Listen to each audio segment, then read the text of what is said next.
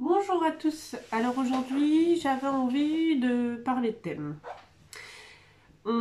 Cette année on propose le thème de l'envol à nos élèves et du coup voilà, je voulais vous en parler. Alors l'envol c'est vraiment, j'ai commencé à le travailler avec les enfants. L'envol c'est, faut se dire que c'est vraiment, c'est le début, c'est pas ce qui se passe après. L'envol c'est vraiment le départ.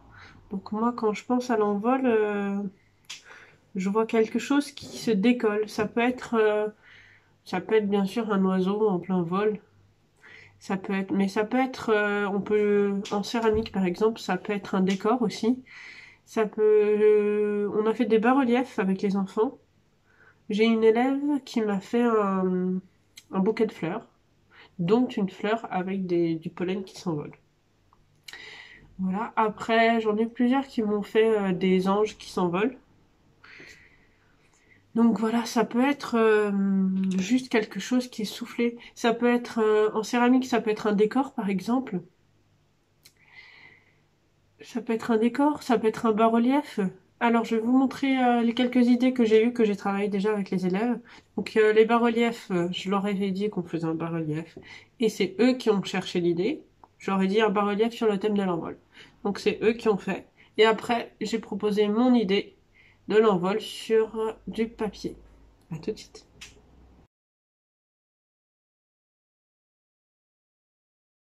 Ce thème, j'ai envie de le travailler comme quelque chose qui évolue ou qui s'échappe de son support initial. Ou pourquoi pas les deux, à moitié dessiné, à moitié en relief. Pourquoi pas les deux. Ou alors un livre dont quelque chose pourrait s'échapper, s'envoler. On dit aussi prendre son envol. Ou un motif, une forme, quelque chose, ayant l'air de prendre son envol. S'envole, pourquoi pas, s'échappe. Je crée beaucoup en partant directement de la Terre, mais quand je pars d'un thème, il me faut poser mes idées d'abord sur un cahier, sur une feuille, afin de pouvoir choisir ce que je voudrais, si je fais un bas-relief, ou si je veux ensuite partir sur une sculpture, ou pourquoi pas même une lampe avec une sculpture. Est-ce que je sculpte seulement le livre ou la lampe? Est-ce une sculpture qui prend son envol? Sera-t-elle suspendue ou accrochée sur un pic ou sur un fil? Rien n'empêchera ensuite de faire ce que je veux, de laisser mes idées vagabonder sur la terre.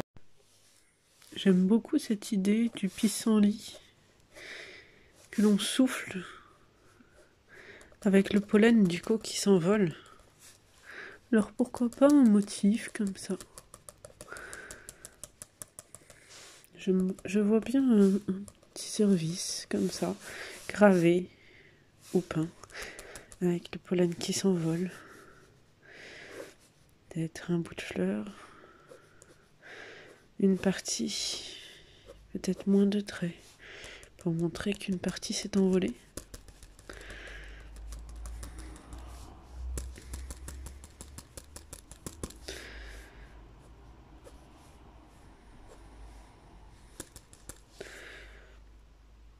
Un petit brin, ou des petits brins de pissenlit.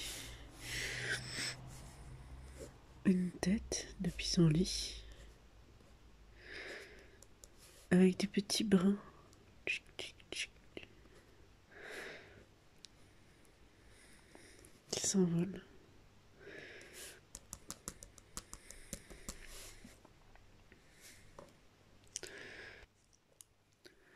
Une fleur.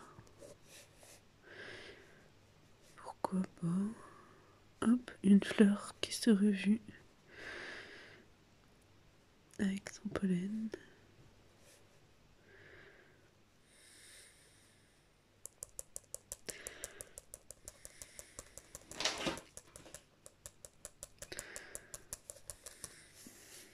Peut-être un peu trop dense. Pourquoi pas une feuille qui s'envole?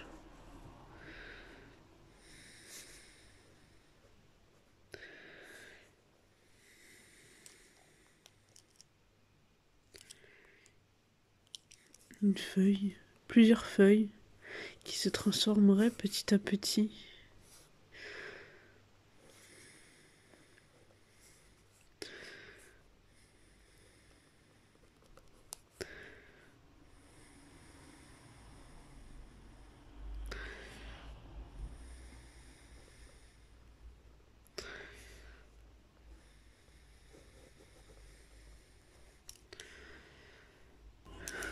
Ou garder cette idée du livre mais en motif.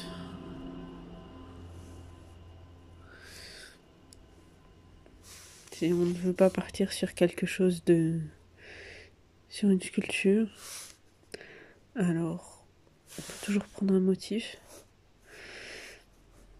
dessiner un livre. Le dessin n'a pas besoin d'être parfait, il doit juste retranscrire notre idée.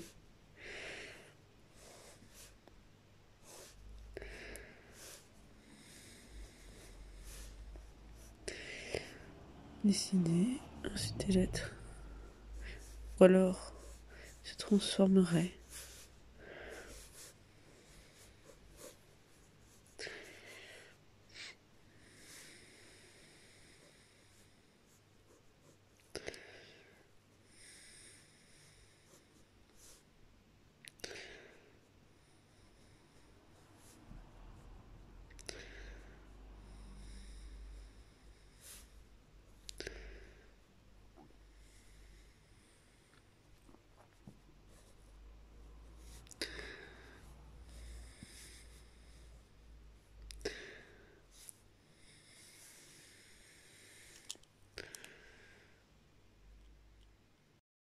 Alors, vous avez aussi des artistes, bien sûr, qui ont fait des choses qui peuvent s'approcher de l'envol.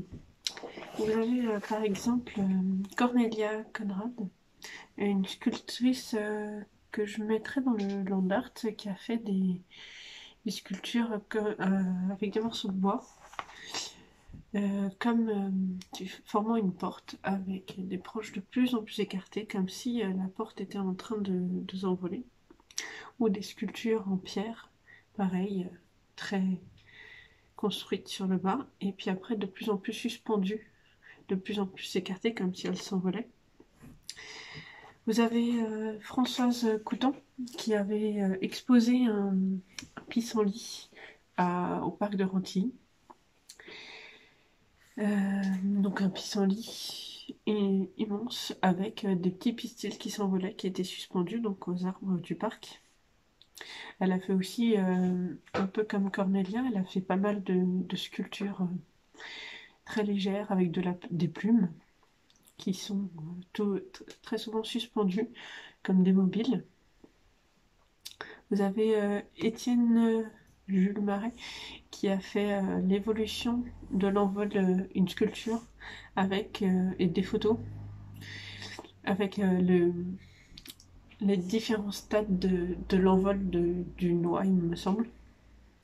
Donc vous avez l'oie, vous avez plusieurs oies en fait, toutes collées comme si, comme une évolution, comme si elle prenait son envol, en plein vol quoi. Et vous avez aussi Escher qui a fait des gravures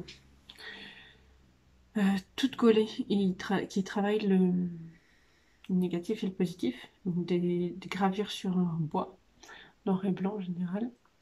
Et donc tout imbriqué, il a fait des poissons, et les parties noires en noir et blanc, et les parties blanches se complètent en fait. Il y a des poissons, et l'autre partie, euh, c'est comme un oiseau. Et plus le dessin monte, plus les vides entre les poissons s'écartent, et plus ça laisse place à l'oiseau qui, donc on voit qu'il s'envole. Ça ferait comme une évolution du poisson qui, moi ça me fait penser à un poisson qui se transforme en oiseau et qui s'envole. Donc voilà, l'envol. Donc voilà, vous pouvez aussi voilà, faire un mobile, pourquoi pas, avec une partie qui s'envole. Voilà, j'espère que ça vous plaira, j'espère que ma vidéo vous aura inspiré. N'hésitez pas à laisser un commentaire ou même rien qu'à discuter entre vous. entre nous, vous me laissez un commentaire et ça peut faire évoluer vos idées. Donc voilà, j'espère que cette vidéo vous aura plu et qu'elle vous aura inspiré. À très bientôt!